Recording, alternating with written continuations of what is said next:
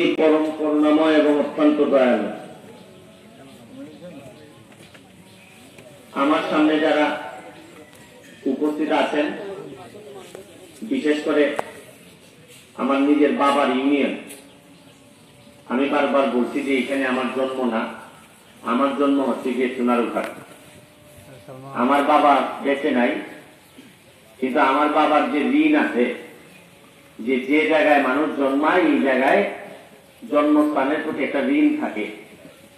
আর ছেলে হিসাবে আমার দায়িত্ব হচ্ছে গিয়ে সবসময় আমি যতদিন বেঁচে থাকবো আমার বাবার ঋণটা আমি পরিশোধ করে যেতে চাই। বাবার ঋণ কিন্তু এই না যে আমার বাবার কাছে আপনারা হয়তো 10,000, 20,000, 2 লাখ টাকা পান, এটা না।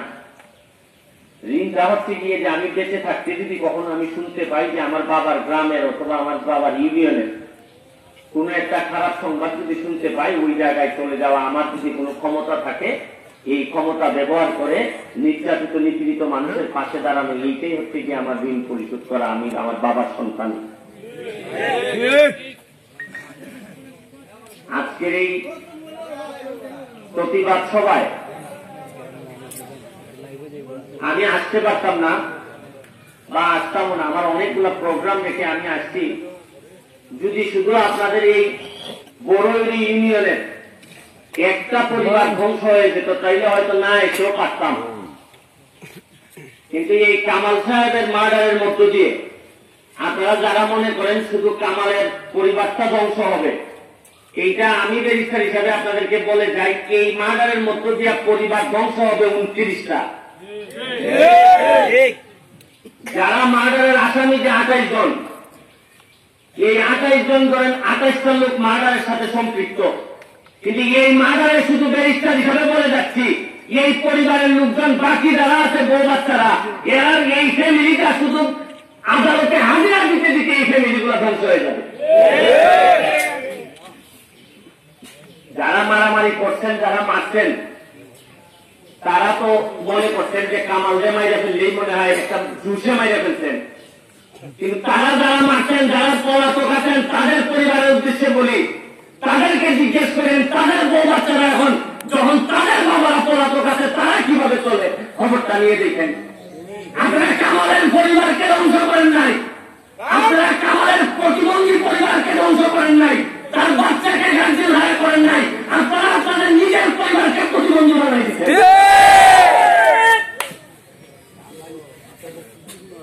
এই ইউনিয়ন থেকে ধরে নেন 28টা ফ্যামিলি শেষ।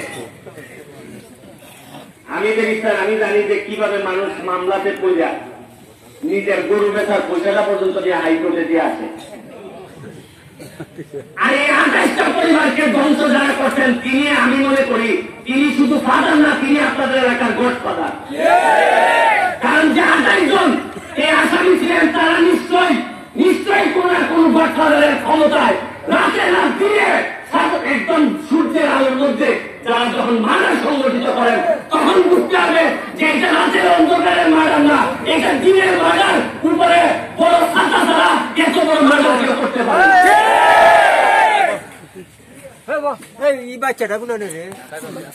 আমার এলাকায় মাঝে মধ্যে অনেক আগের দিকে মার্ডার হইত, পরে লোকজন আমরা যখন সবাই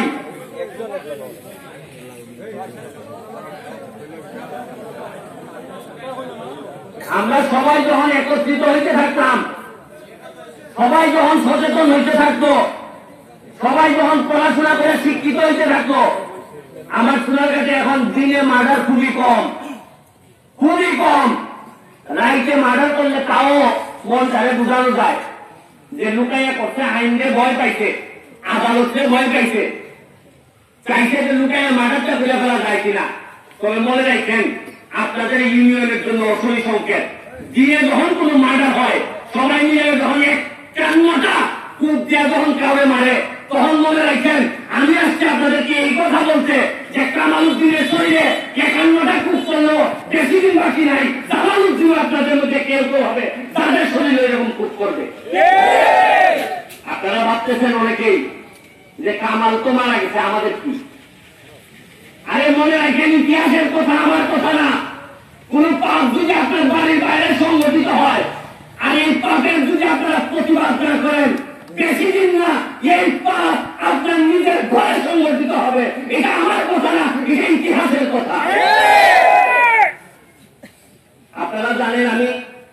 সোনারঘাটের সন্তান ফেনীতে নুসরাত নামে একটা মেয়ের পুরায় মেরে ফেলছিল, আপনারা অনেকেই হয়তো জানেন। ফেনীর সোনাগাজীতে একটা মেয়ের মাদ্রাসা ছাত্রী পুরায় মেরে ফেলছিল। আমি নিজে বাদী হয়ে আমি ওসি মুআজ্জেমের বিরুদ্ধে মামলা করছিলাম। এই মামলায় ওসি মুআজ্জেমের 8 বছর শুধু মেয়েটার ভিডিও করার কারণে 8 বছর সাজা হয়েছে। তার পরিবারকে 10 লক্ষ টাকা দেওয়ার সাজা তারে শোনানো হয়েছে। সে এখন পর্যন্ত জেলে আছে। মানুষ আমাদের জিজ্ঞেস করে যে তোমার বাড়ি হবিগঞ্জ আর নুসরাতের বাড়ি ফেনী আর ওসি মুআজ্জেমের বাড়ি হচ্ছে গিয়ে যশোর, তোমার সাথে তার শত্রুতা কি? আমি বলছি আমি নুসরাতকে চিনি না, আমি ওসি মুআজ্জেমকে চিনি না। আমি বিশ্বাস করি আমার সাথে নুসরাতের সম্পর্ক, আদর্শের সম্পর্ক, নির্যাতিত নিপীড়িত মানুষের পাশে দাঁড়ানোর যে শপথ আমি নিয়েছি, এই শপথের কারণে আমি নুসরাতের পক্ষে দাঁড়াইছি। আর ঠিক একই কারণে আমার বাবার গ্রাম, আমার বাবার ইউনিয়ন, এই কামাল সাহেবের মার্ডারের প্রতিবাদে আমি সকল কাজ ফেলে আপনাদের সাথে শরীক হইতে আসছি।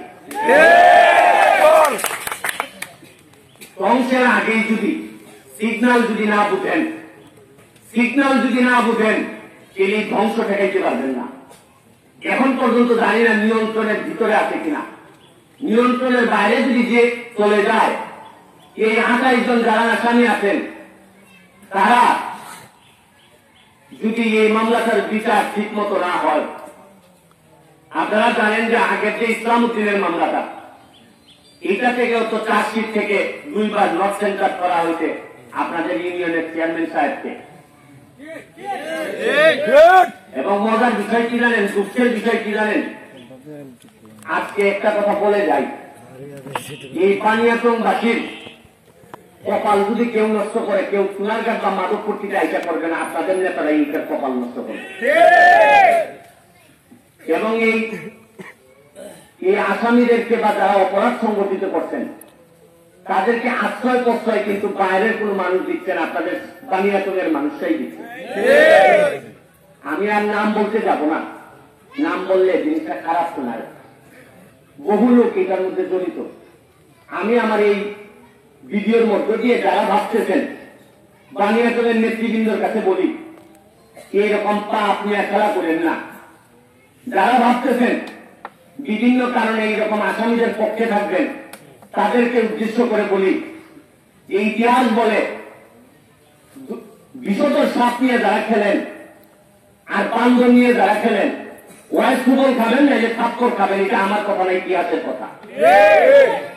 আপনারা আল্লাহর হচ্ছে আপনাদের কাছে চাই, যদি এই কামালের হত্যার বিচারে যদি মনে করেন কোন বাধা দেওয়া হয়, কোন বাধা পড়ে এই জিরানোর কথা বলা হয়, বিচার করে একটা আমরা দেখতে নেই মনে কিছু টাকা দিয়ে শেষ করে নেই মনে, এগুলো আর বাইরের কেউ করবেন, আপনাদের নিজেদের যারা সমাজপতি আছেন তারাই করবেন। এবং তাদেরকে বলে যাই, আমি ব্যারিস্টার সুমন যেহেতু এখানে আসছি, এই বিচারে শেষ পর্যন্ত আমি দেখে থাকবো, তাতে যদি আপনাদের বিরুদ্ধে আমি জানি এই প্রতিবাদ সভায় আসার কারণে আমি জানি না আমার বন্ধু কয়জন হবেন, হয়তো আপনারা অনেক লোক আমার জন্য দোয়া করবেন, কিন্তু বানিয়াতনে আমার অনেক শত্রু তৈরি হবেন। আমি খুব ভালো করে জানি যে আমার শত্রু কারা কারা হবেন। তবে একটা জিনিস, আমার যারা শত্রু হবেন তাদেরকে বলি, আমি আমার বাবার সন্তান আর আমার বাবা এই বলিউড ইউনিয়নের সন্তান। আমি যতটুকু বিশ্বাস করি, এক আল্লাহর পরে আল্লাহর উপর ইমান রাখা ছাড়া মাটিতে আমি অন্যায়ের বিরুদ্ধে কাউরে ভয় পাই না। আমি যদি কাউরে ভয় পাইতাম, তোমার কাছে আমার জন্মগ্রহণ করিয়া এই বানিয়াচুরের পিতার ঘরে জন্মগ্রহণ করিয়া আমি স্বাস্থ্যমন্ত্রীর পদত্যাগ চাইতাম না, আমি বালিশের মামলায় দুর্নীতিতে বাজি হইতাম না, আমি নুসরাতের মামলায় বাজি হইতাম না। বাংলাদেশের যত বড় দুর্নীতিবাজ আছে তাদের বিরুদ্ধে কথা বলার যে কলিজা আমি পাইছি, আমি মাঝে মধ্যে বলি, আমার মারে বলি যে কি কারণে আমার ভিতরে এত সাহস, কি কারণে আমারও তো অন্য আত্মীয় স্বজনের এত সাহস নাই, আমার কলিজাটা কেন এত বড়। আমার ব্রেইন বলে যে যুক্তিতে চলো, শত্রু বাড়াইও না, তুমি অযথা কি জন্য আরেকজনের পক্ষে গিয়ে শত্রু বাড়াইবা, এগুলো আমার ব্রেইন বলে। কিন্তু বিশ্বাস করেন, আমার ব্রেইন বলে এক কথা, কিন্তু আমার রক্ত বলে যে তুমি তো এই কারণে পৃথিবীতে আসো নাই যে 5 তলা 7 তলা বিল্ডিং বানাইবা আর নিপীড়িত নির্যাতিত মানুষ নির্যাতিত হবে আর তুমি বসে থাকবা, এই কারণে তুমি আসো নাই। এই জন্য বারবার কি কারণে আমার রক্ত এই ধরনের কথা বলে এই রক্তের খুঁজে মাঝে মধ্যে বানিয়ে চলে আসি যে বানিয়ে চলে রক্ত তো আমার শরীরে কি এমন রক্তের গুণ যার কারণে সারা বাংলাদেশের দুর্নীতিবাদদের বিরুদ্ধে আমার দাঁড় করাই যায়। আপনারা বানিয়াচরের সন্তান যারা আছেন, আমার দুনিয়ার যারা আছে, তাদেরকে বলি আপনাদের মাঝেও নিশ্চয়ই আমার রক্ত ধাবমান। আপনারা এই নিজেদের উপরে বিশ্বাস রাখেন, নিজেদের উপর বিশ্বাস রাখাই হচ্ছে গিয়ে সবচেয়ে বড় নিরাপত্তা।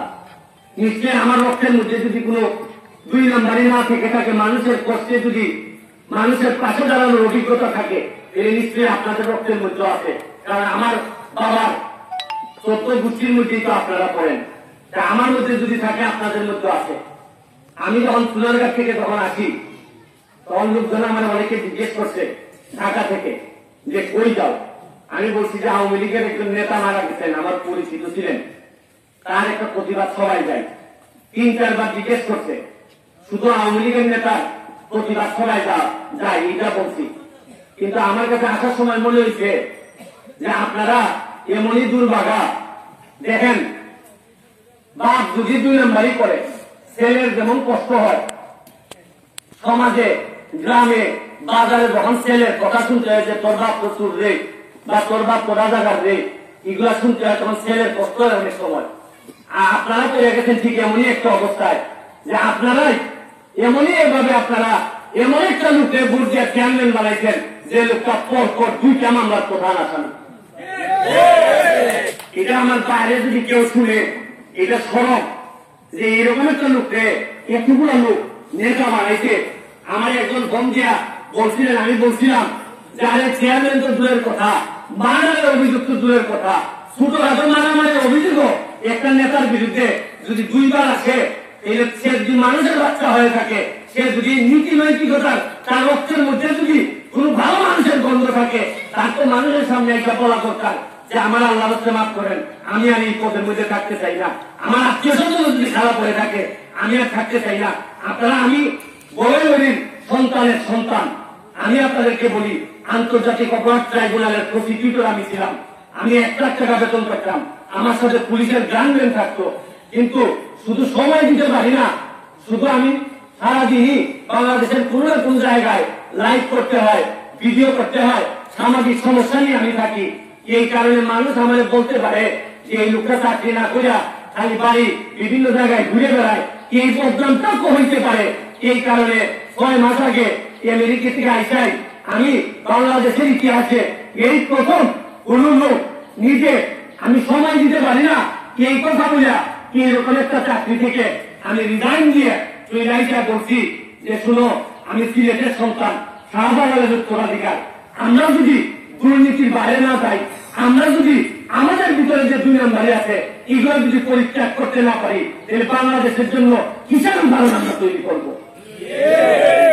একটা কথা মানতে হবে, আমরা আসলে আমরা শাহজালাল সাহেবের উত্তরাধিকার।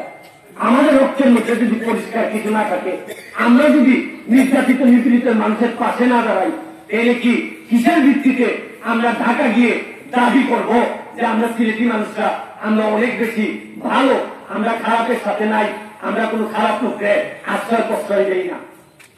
আমি আপনারা যারা এখানে আমাদের দাওয়াতকে নিয়ে আসছেন, কয়েকদিন আগে আপনাদের এখানে এই মেম্বারের আমন্ত্রণে খেলতে আসছিলাম কালনজোড়া মাঠে। আপনারা হয়তো অনেকেই ছিলেন মাঠে ফুটবল খেলা। কি জানি মেম্বারের নাম কি জানি, ও হালিম মেম্বার। হালিম মেম্বার খেলতে নিয়ে এসে আমার কাছে খুব ইচ্ছা ছিল যে হালিম মেম্বার দেখলাম যে খেলাধুলার মাধ্যমে এই কালনজোড়া গ্রামটারে বড়ুরি ইউনিয়নটারে সামনের দিকে নিয়ে যেতে চাই। আমি প্রায় লক্ষ টাকা খরচ করে আমি চাইছি যে এখানে মাঠটা ভালো হোক, আপনারাও যাতে আস্তে আস্তে, কারণ একটা সম্পর্ক তৈরি হইলে তো আপনারা আস্তে আস্তে উপরে উঠবেন, আপনাদের ছেলে মেয়েরা চাকরি পাবে, পড়াশোনা করবে, একটা যোগাযোগ তৈরি হওয়া দরকার।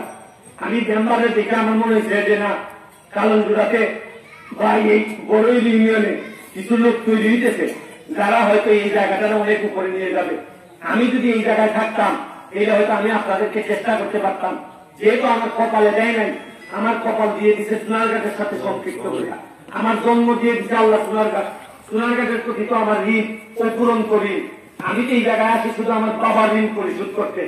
এই মেম্বার যখন সামনের দিকে নিয়ে যাচ্ছে তখন ভাবছিলাম যে অনেক ভালো ভবিষ্যৎ আমার বাবার বাড়ির লোকজনের আছে। আরে আমার না হইলো, বাবার বাড়ির লোকজন যখন ভালো করে তখন এমনি গর্বে বুকটা ভরে যায়। কিন্তু এইবারের যে চেয়ারম্যানের ঘটনাটা, এই ঘটনাটা শোনার পর মনটা অনেক নষ্ট হয়ে গেছে যে এই এলাকার একটা এলাকার জনপ্রতিনিধি যখন এই ধরনের মার্ডারের মামলায় প্রধান আসামি হয় তখন এই এলাকার ব্যাপারে মানুষের সন্দেহ ঢুকে যায় যে এলাকা আসলে সামনের দিকে আগাইতে পারবে কিনা। আমি আর বক্তব্য লম্বা করবো না, আমি তার পরিবারের সাথে দেখা করতে যাব। আমি একটা ভিডিও করে মাননীয় স্বরাষ্ট্রমন্ত্রীর দৃষ্টি আকর্ষণ করতে চাই, মাননীয় প্রধানমন্ত্রীর দৃষ্টি আকর্ষণ করতে চাই যে এইরকম আওয়ামী লীগের সময় আওয়ামী লীগের একজন নেতা এইরকম মর্মান্তিক মার্ডারের পরে যদি বিচার না হয়, আমি জেলা আওয়ামী লীগ এবং উপজেলা আওয়ামী লীগকে অনুরোধ করবো, আপনারা এইরকম একজন আসামি তার মামলা হওয়ার পর দুইটা মামলায় সে প্রধান আসামি হওয়ার পর তার আর আওয়ামী লীগ করার নৈতিক কোন যোগ্যতা থাকতে পারে বলে আমি মনে করি।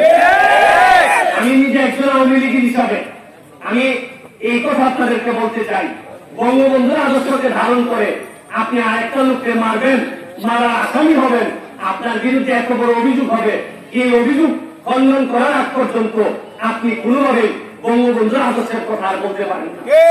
আর যে কোনো আদর্শই খালি বঙ্গবন্ধুর আদর্শ না, অন্য দলও যারা করে তাদের আদর্শ কখনো বলতে পারে না যে দিনে দুপুরে আপনি মানুষ খুন করবেন, মানুষ যারা খুন করবে তাদেরকে আশ্রয় প্রশ্রয় দিবেন, এটা কোনোভাবে হইতে পারে না। পরিশেষে আপনাদের জন্য অনেক বেশি দোয়া করে আরেকটা কথা, লাস্ট কথা, শেষ কথা বলে যাই। আজকে দেখেন ছেলে মেয়ে যদি শিক্ষিত করেন, এইটা হয়তো আজকে আমার বাবা এখান থেকে কালুঞ্জুরা থেকে যাওয়ার পর আমার জানা মতে আমার বাবার মনে হয় 5 করছেন কিনা সন্দেহ আছে, 5 করতে পারেন নাই। কিন্তু ঠিকই আমি সহ আমার 6 ভাই বোনের শিক্ষিত করে আজকে আমরা আমাদের জেনারেশনটারে এত উপরে নিয়ে গেছি যে আমার সবাই যদি দেশে থাকে, আমি নিজে একা ব্যারিস্টার হইয়া শুধু একটু আপনাদেরকে ধারণা দিই, গত 3 বছরে আপনারা সোনারঘাট খবর নিয়ে দেখেন, আমি চেয়ারম্যানও না, মেম্বারও না, এমপিও না, মন্ত্রীও না, 31টা খালি ব্রিজ বানাইছি, কাঠের ব্রিজ। আমি প্রায় 45 লাখ টাকা খালি রাস্তায় ইট ফলাইছি আমার নিজের টাকা দিয়া, প্রায় 3 কোটি টাকা যা ইনকাম করছিলাম জীবনে সবাই না আমার জন্মস্থানের মাটিতে ফলাই দিচ্ছি। আমার সোনারঘাটের মাটি যদি চালবান এই যে লাল ইট পাবেন, এটার মধ্যে আমার ইট পাবেন। এই জন্য বলি যে জন্মস্থানের সেবা করা ইবাদত। আপনাদের ছেলে মেয়েদেরকেও বলি, তোমাদের যেহেতু জন্ম এখানে, চেষ্টা করো নিজের জন্মস্থানটারে যেন সুরক্ষিত রাখা যায়। জন্মস্থান যদি সুরক্ষিত রাখো, তাহলে পরবর্তী যে প্রজন্ম আসতেছে, আপনাদের যারা বাচ্চা কাচ্চা আসতেছে, তাদের চোখের দিকে তাকাইয়া কথা বলতে পারবেন যে এই ছেলে, এই মেয়ে, আমি তোর বাপ। পরে একটা কথা বলে যাই, জন্মের পরে যে বড়ের ইউনিয়ন, যে কালুঞ্জুরাই গ্রাম, যে বড়ের এই আপনাদের অন্দারপুর গ্রাম, যে গ্রাম আমরা জন্মের পরে পাইছিলাম, মৃত্যুর আগে এর চেয়ে ভালো জায়গা রেখে দিয়ে যাচ্ছে তোদের জন্য। এই কথা চোখের দিকে চোখ রেখা নিজের ছেলের সাথে বইলা এই পৃথিবী থেকে বিদায় নিতে পারবেন। আমি এই জন্যই বলি, আবারও বলি, ছেলে মেয়েদেরকে শিক্ষিত করে এই পৃথিবী থেকে বিদায় নেন, দেখবেন এই পৃথিবীটাকে সুন্দর করে সাজানোর দায়িত্ব তারাই নিবে। ভালো থাকবেন। আবারও আমাকে যারা দাওয়াত দিচ্ছেন, বিশেষ করে আমার চাচারা এখানে আছেন, মেম্বার আসছে, বাইরে যারা আপনারা নেতৃবৃন্দ আছেন, যারা আমার বক্তব্য শুনছেন, আমি আমার কথায় যদি কোনো ভুল হয়ে থাকে আমার আল্লাহ হচ্ছে মাফ করবেন। কিন্তু মনের মধ্যে কোন ধরনের 2 নম্বরে নিয়ে আমি আসিলেন, হয়তো আমার কথার মধ্যে কোনো ভুল থাকতে পারে। আবারও আমার জন্য আপনাদের কাছে দোয়া চেয়ে যে জীবনে এই ছেলেটা যা মুখ দিয়ে বলে আল্লাহর কাছে দোয়া করবেন। আমার মনের মধ্যে তো আপনারা জানেন না আমার মনের মধ্যে কি লুকাইতে আছে। আমার মুখের কথা আর মনের কথা যদি এক হয়ে থাকে, একমাত্র আল্লাহ জানেন। যদি এক হয়ে থাকে, দোয়া করবেন আরো কিছুটা দিন যেন বেঁচে থাকতে পারি। আর কিছুদিন যদি বেঁচে থাকি, অন্তত হরিগঞ্জের আমি বলে দিলাম, কোন অন্যায় যদি সংগঠিত হয়, আমি যদি সুমন দাঁড়াই যাবো সব জায়গায়।